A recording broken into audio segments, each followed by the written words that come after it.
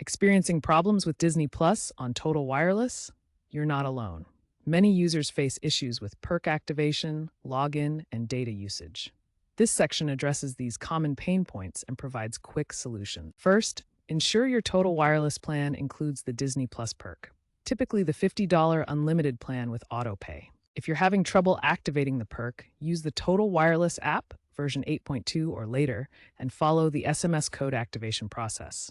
Older devices, Android 10 and below, might experience delays of up to 48 hours. For login problems, make sure your Disney Plus app is updated to version 2.14 and use the Sign In with Carrier option. Lastly, Disney Plus consumes 1 GB of data per hour in HD. Monitor your data usage in the Total Wireless app to avoid throttling after the 22 GB limit. Switching to Wi-Fi or lowering video quality can also help.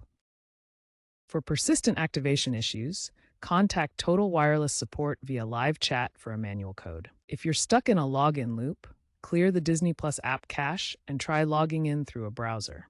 To avoid data buffering, especially during peak hours or Verizon outages, use a VPN or switch to a lower video quality. Consider Total Wireless's Smart Data feature for AI-driven throttling management.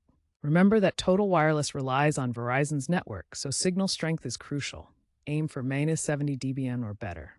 Also, check online forums like Reddit or Consumer Reports for user-shared solutions. By proactively managing activation, login processes, and data usage, you can significantly improve your Disney Plus streaming experience on Total Wireless.